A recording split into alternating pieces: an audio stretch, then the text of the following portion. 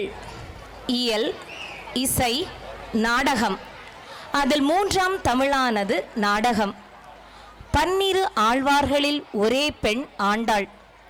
திருமாலின் மகாலட்சுமியாகிய ஆண்டாள் விஷ்ணு சித்தரின் மகளாக வளர்ந்து திருமாலுக்கு பல தொண்டினை செய்து இறுதியில் திருமாலையே மணந்து அவரையே சேரும் ஆண்டாளின் வாழ்க்கையை நம் கண்முன்னே காட்சிப்படுத்த வருகிறார்கள் எம் பள்ளி நடிப்பு அரக்கர்கள்.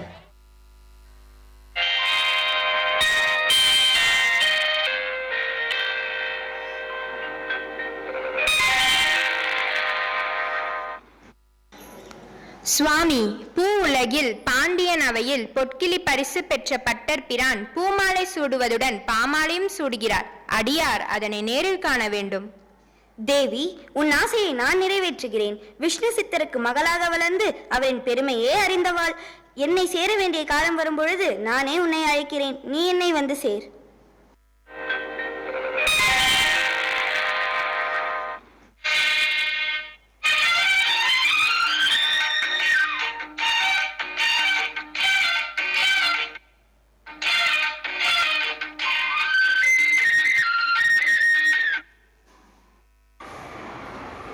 ரங்கு, ரங்கு, ரங்கு, ஏன் கண்டது போட்டு உடைக்கிறேன்? வாயில் கூப்பிட்டா வரமாட்டேனா? சத்தம் வாயில கொடுத்தா உனக்கு எங்கடி கேட்கறது? இப்போ வாயில பேசுங்க, சைக்கு எதுக்கு? எல்லாம் எனக்கு கேட்கறது. துப்பிட்டு வந்து பேசுறேலா? சொல்லி தொலையாண்டி. பகவானுக்கு மாலை தொடுத்து போட்டுட்டு சதா பாடிட்டே இருக்காரு. அடடே, விஷ்ணு சித்தர் பத்தி சொல்றியா? இல்ல, விஷ்ணு சித்தர் பத்தி சொல்றேன். அவருக்கு தோட்டத்தை ஒரு பெண் குழந்தை கிடைச்சது இல்ல? பகவானே, ஆமா, அந்த குழந்தைக்கு கூட கோதைன்னு பேர் வச்சு செல்லமா வளர்த்துட்டு வராரு. ஆமா, அந்த குழந்தை நல்லா வளர்ந்து கொலு கொலுன்னு அழகா இருக்குது. இப்போ அதுக்கு என்ன? வாய மூடு, கண்ணு வைக்காதுன்னு சொல்றீங்களா?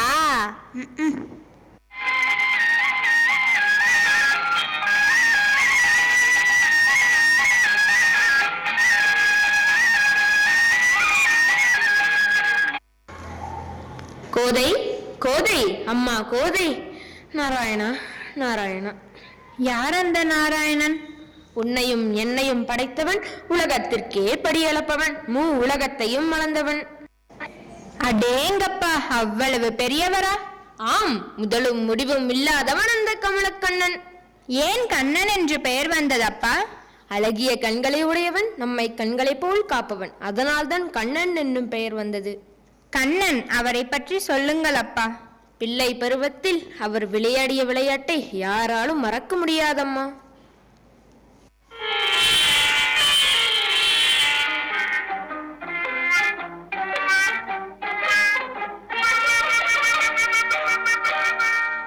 கிருஷ்ணா, கிருஷ்ணா, வெண்ணெயில் இருக்கும் உரியில் இருக்கும் வெண்ணெய், பால், தேர் எல்லாத்தையும் நீயே தேடி தின்றாத. அப்படி திருடி திங்கிறவங்களுக்கே பிறந்தவங்க நாங்க தான். சரி சரி, கொஞ்சம் ஆடாம இரு. சரி சரி, அங்க இருக்க பானி எடுத்துக்கோ, அதுலதான் நிறைய இருக்குது.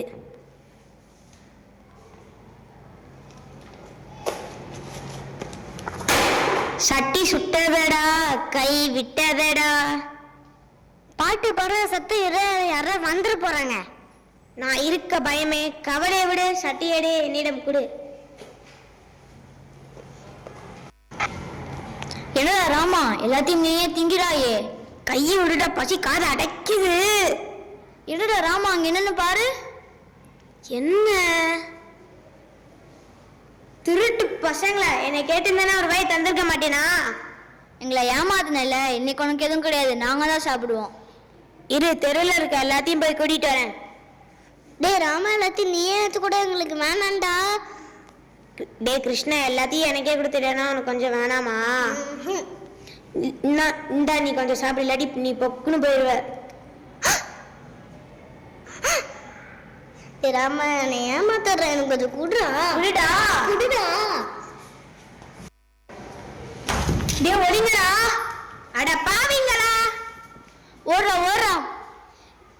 டே கிருஷ்ணா, நான் இங்க இருக்கேன்னு சொல்லிடாதடா. ஏண்டா கிருஷ்ணா, நீ கேட்டா நானே தந்திருப்பேனே. ஏன் இதுங்க கூட சேர்ந்து இப்படி பண்ற? தினைக்கும் வெண்ணெய் தயிர் பால் காணாம போகுனா நீங்க தான் திருடி திங்கிறீங்களா? எதுன்னு சொல்ற வரல வச்சுக்காத. தினைக்கும் எங்க அம்மா கிருஷ்ணா விட என்னையதான் அழகுன்னு சுத்தி போடுவாங்க தெரியுமா? நல்ல பையனை ஏண்டா கெடுக்குறீங்க? நாங்க திங்கும்போது நீ ஏன் கெடுக்கிற? இரு, உன் கைய காலை கட்டுறேன். ஊடு ஊடு. கிருஷ்ணா இங்க வாடா. அதோ அவ அழக்குறா, நடிக்கிறா. செல்லமா கூப்பிட்டு கைய காலை கட்டிடுவா. கிருஷ்ணா போகாத. ஐயா எப்படி பாட்டுறான்னு பாரு. ஏண்டா கிருஷ்ணா, உன் கூட விளையாட குழந்தைகளே இல்லையா? அந்த குரங்குகளா கிடைச்சது? என்னது குரங்கு? நான் சொன்னேன் அத்தை அப்படி சொல்லாத. குரங்குகள் உதவியால் தான் ஸ்ரீராமன் ராமன் வேலை முடிஞ்சது. அப்படி சொல்றா கிருஷ்ணா. அந்த ராமாயணத்துல அந்த குரங்கு பாலம் கட்டும், இந்த குரங்கு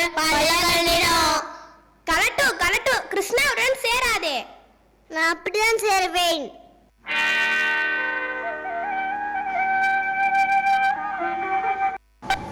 கண்ணா இன்னைக்கு என்னடா விளையாடலாம்? போடா உன் பேச்சுக்கா.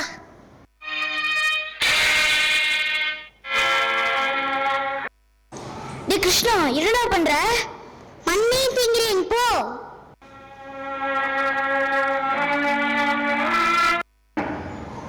டே கிருஷ்ணா மண்ணா திங்கிற. டே கிருஷ்ணா மண்ணா திங்கிற. அம்மாட்ட சொல்லட்டா? சொல்லிக்கோ. டே ராமா, இங்க பாருடா, கிருஷ்ணா மண்ணை சாப்பிடுறான்.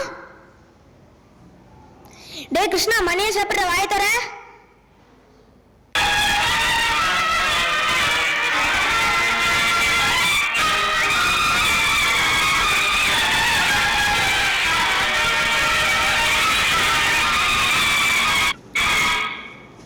மண்ணை தின்ற வாயாலே மாய உலகத்தை காண்பித்த ஆனந்த மாய கண்ணன்.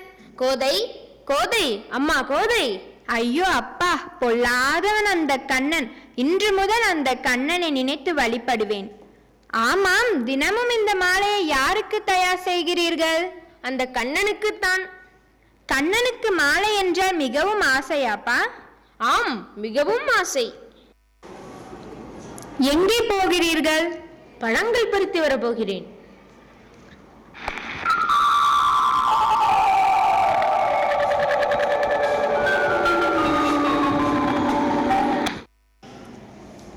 கோதை, யார் கொடுத்த தைரியம்? நீ சூடிக்கொள்ளவா நான் மாலை தயார் செய்தேன்? அனுதினமும் இறைவனுக்கு நான் செய்யும் தொண்டினை இப்படி பாழாக்கி விட்டாயே. அப்பா, கலட்டு மாலையை வெயிட்டிலே. வெளியே போ, என் கண் முன்னே நிற்காதே, வெளியே போ. அப்பா, அடித்தாலும் வதைத்தாலும் எனக்கு எல்லாம் நீங்கள்தான். நான் செய்த தவறுக்கு தக்க தண்டனையை கொடுங்கள். இனி ஒரு முறை வெளியே போ என்று மட்டும் சொல்லாதீர்கள்.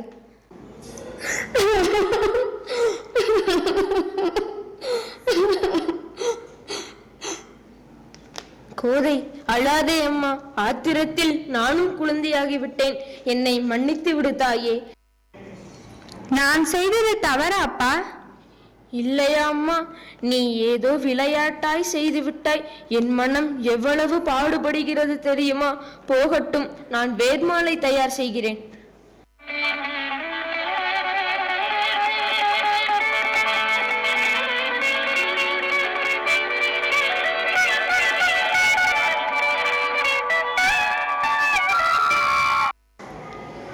பெருமாளே, அறியாத சிறுமி, தெரியாமல் செய்த தவறு மன்னித்து நான் நாள்தோறும் செய்யும் தொண்டினை ஏற்றுக்கொள்.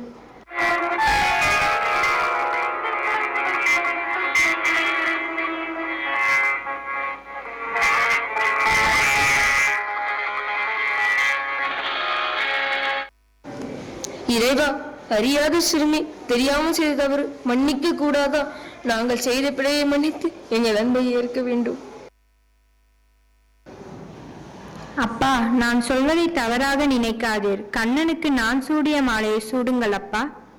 கோதை, சூடிதான் பார்ப்போம்பா.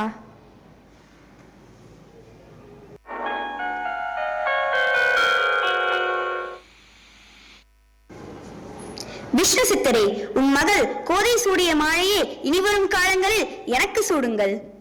கோதை தாயே, நீ அந்த இறைவனின் அம்சமம்மா. நீ சூடிய மாலையை இறைவன் சூடுகிறார் என்றால் இன்று முதல் நீ சூடிக் கொடுத்த சுடற்கொடியம்மா, சூடிக் கொடுத்த சுடற்கொடி. நீ அந்த ஆண்டவனையே ஆட்கொண்டதால் இன்று முதல் நீ ஆண்டாள் ஆனாய் தாயே.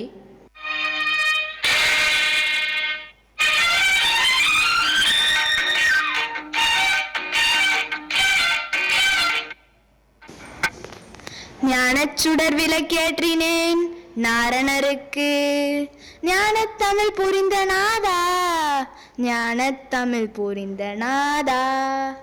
என்னது வாயை மென்னிட்டிருக்கேள்? என்னமோ திங்கிறல், எனக்கு இல்லையா? திங்கிறனா? தலை எழுத்து. உங்களுக்கு விஷயம் தெரியுமா? காலையிலே ஊர்வம்பா? ஊர்வம்ப பேசுனா எனக்கு தூக்கம் வருமா? தலையே வெடிச்சிடுமே. சரி சரி, சட்டு புட்டுன்னு சொல்லிட்டு ஆத்து வேலையை பாரு. ஆண்டாளை பத்தி சொல்றேன் கேளுங்க. சொல்லு. இந்த ஆண்டாளு கண்ணை நினைச்சு சதா பாடிட்டே கோயில் கோயிலா போயிட்டு இருக்காளா. இப்போ உனக்கு என்னடி பிரச்சனை? விஷ்ணு சித்தருக்கு தெரியும் அவளை எப்படி பார்த்துக்கணும்னு. ஆண்டாளு விஷ்ணு சித்தரும் சேர்ந்து அந்த பகவானை நினைச்சு பாடினா அந்த பகவானே கீழே இறங்கி வந்துருவாருடி. அவங்க இந்த உலகத்துல பிறக்க வேண்டியவாரே இல்லை. நீயும் நானும் அவங்கள பத்தி பேசவே கூடாதுடி. நான் ஒன்னு சொல்லிடக்கூடாதே. சாப்பாடு வேண்டான்னு சொல்றீங்களா? விஷ்ணு சித்தர், விஷ்ணு சித்தர். என்னது விஷ்ணு சித்தர்? வர வர பேச்சையை குறைச்சிட்டு சைகை அதிகமாச்சு. நல்லா இல்ல. விஷ்ணு சித்தர். ஓ, விஷ்ணு சித்தரா? விஷ்ணு சித்தர் வந்தா எனக்கு என்ன? வயசுக்கு வந்த பொண்ணை வீட்டிலே வச்சுட்டு வரம் பார்க்காம இருக்காரு. இதே நம்ம வீட்டுல ஒரு பொண்ணு இருந்தா இப்படி விட்டு விடுவோமா? அவர் பெத்த பொண்ணுனா கல்யாணம் பண்ணாம வச்சிருப்பாரா? எங்கோ தோட்டத்தில் கண்டெடுத்த பொண்ணு மாப்பிள்ளை வரும்போது வரட்டும், கல்யாணம் நடக்கும்போது நடக்கட்டும்னு இருக்காரு. இப்ப புரியுதா? வாங்க, நான் நாளையாச்சு ஆத்துக்கு போகணும்.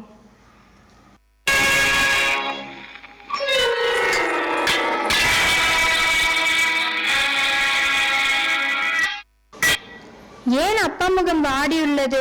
ஒரு பெண் மங்கை பருவத்தை அடைந்தால் வயிற்றில் நெருப்பை கட்டி கொண்டுதான் பெற்றவர்கள் இருப்பார்கள். உன்னை விட்டு பிரியக்கூடிய நேரம் வந்து விட்டதம்மா. நான் யார் என்று தெரியாமல் பெற்ற பெண் மாதிரி காத்தீர்களே, அப்படி இருக்க ஏன் இப்படியெல்லாம் பேசுகிறீர்கள்? அதுதான் உனக்கு இன்னும் திருமணம் செய்யாமல் இருக்கிறேன் ஊரோர்கள் எடுத்து கூறி சுடுசொல் வீசுகிறார்கள் அம்மா. என்னால் தாங்க முடியவில்லை. பொருளற்ற சொல்லப்பா. வில்லம்பு பட்ட புண்ணாரும் சொல்லம்பு பட்ட புண்ணாருமா. விரைவில் உனக்கு திருமணம், நீ ஏற்றுக்கொள்ள வேண்டும். திருமணமா? எனக்கா? பிள்ளை பருவத்திலிருந்து திருவரங்க பெருமாளுக்கு என்னை அர்ப்பணித்து விட்டேன் என்று கூறிய நீங்களா திருமணம் என்று கூறுகிறீர்கள்? சுவாமி, வேண்டாம். ஆண்டவனுக்கு சேவை செய்வேன் தவிர மானிடருக்கு ஒருபோதும் சேவை செய்ய மாட்டேன். கண்ணனுக்கு சேவை செய்யலாம், கண்ணன் வந்து மாலை சூடுவாரா? ஏன் சூட மாட்டார்? நான் சூடிய மாலையை ஏற்றவர் என்னை ஏற்க மாட்டாரா? கடவுளை கணவராக ஏற்க முடியுமா? இது என்ன பைத்தியக்காரத்தனம்? கண்ணனை நினைத்து கன்னியாக வாழ்ந்து மண்ணுலகை நீங்குவேன், நீங்கள் கவலைப்படாதீர். கோதை, உன் பிடிவாதத்தை விட்டுவிடு. வேண்டாம், எனக்கு திருமணமே வேண்டாம், என்னை விட்டு விடுங்கள். கோதை, வளர்த்தவரிடம் காட்டக்கூடிய பரிவா இது? வளர்த்தவர் நீர் காட்டக்கூடிய பரிவா இது? என்னை தெய்வம் காக்கட்டும். கோதை, பிள்ளைகளின் கடமை பெற்றோர் சொல்படி கேட்டு நடத்தல். ஆம், அதே சொல்படி நட. வேண்டாம், எனக்கு திருமணமே வேண்டாம். கோதை, நில். வேண்டாம்.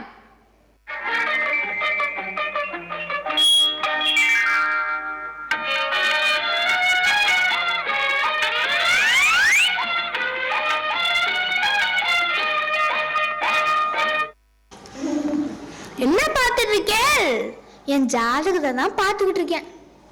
ஏன் இன்னும் எத்தனை காலத்துக்கு உங்ககிட்ட அவஸ்தப்பட போறேன்னு பார்த்துட்டு இருக்கேன். பகவான் ஏன் என்னை இப்படி படைச்சாருன்னு பார்த்துட்டு இருக்கேன். கண்ணு தெரியுன்னு கவலைப்படுறீங்களா? வயசாகுது இல்ல. உங்களுக்கு செய்தி தெரியுமா? இன்னைக்கும் ஊர்வம்பா? எனக்கு தான் ஊர்வம்ப பேசினா தலையே வெடிச்சிருமே. வெடிக்க மாட்டேங்குது. ஆண்டாள் பாவை நோம்பு இருக்கா.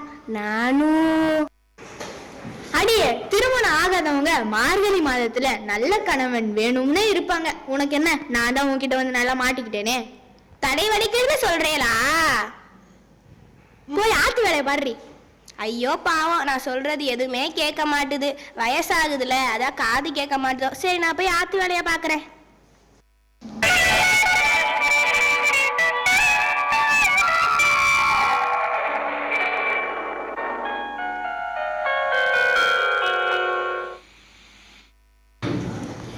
ஆண்டாள், என்ன மகிழ்ச்சி! கூறினால் நானும் மகிழ்ச்சி அடைவேன் இல்லையா? என்னது? அது நனவாக வேண்டும். எனக்கும் திருமாலுக்கும் திருமணம் நடப்பதாக கனவு. எனது? இறைவன் உனக்கு மாலை சூடினாரா? ஆம் தந்தையே, நான் கண்ட கனவில் முத்து மாலைகள் தொங்கவிடப்பட்ட பந்தலின் கீழ் எனக்கும் திருமாலுக்கும் திருமணம் நடைபெற்றது. பெருமாளே, உன்னிடம் இதுவரை பொன் பொருள் மண் ஏதேனும் கேட்டுள்ளேனா? இல்லை. ஆனால் இப்போது உன்னிடம் ஒன்று வேண்டி கேட்கிறேன். எனது மகளுக்கு ஒரு நல்ல கணவனை அமைத்துக் கொடு. விஷ்ணு சித்தரே, வீணாக கவலைப்படாதீர். சூடி கொடுத்த சுடற்கொடி என்னை வந்து அடையும் காலம் வந்து விட்டது. உம் மகள் கோதையை திருமண கோலத்தில் ஸ்ரீரங்கத்திற்கு அழைத்து வாருங்கள். நானே மாலை சூடி ஏற்றுக்கொள்கிறேன். இறைவனோடு ஆட்கொண்டதால் அவள் ஆண்டாளாக வந்தடைவாள்.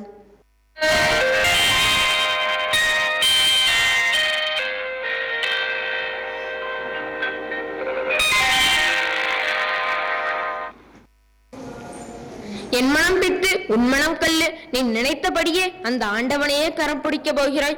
உன்னை பிரிய போவதை பற்றி நான் வருந்துகிறேன். என்னை மறந்துவிட மாட்டாயே? பெருமாளையே மருமகனாக அடைய போகிறீர்கள். இது உங்களுக்கு பெருமை அல்லவா? ஆண்டாள் வேறு யாரும் அல்ல, என் மகாலட்சுமி தான். தங்களுடைய பாமாலைக்கான பூ உலகிற்கு வந்தாள். இப்பொழுது என்னை வந்து அடைந்தாள். உம்முடைய புகழ் உலகெங்கும் பரவட்டும். இன்று வரை விஷ்ணு சித்தராக இருந்த தாங்கள் இனி வரும் காலங்களில் பெரியாழ்வார் என்று அழைக்கப்படுவீர். பெருமாளே, உனது பெருமையே பெருமை.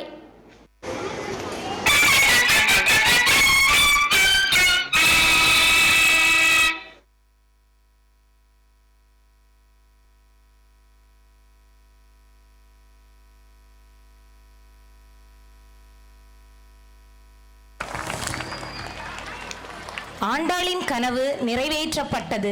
விஷ்ணு சித்தரின் மகளாக தோன்றி அவரின் சிறப்புகளை அறிந்த சூடி கொடுத்த சுடர்கொடியால் மீண்டும் திருமாலை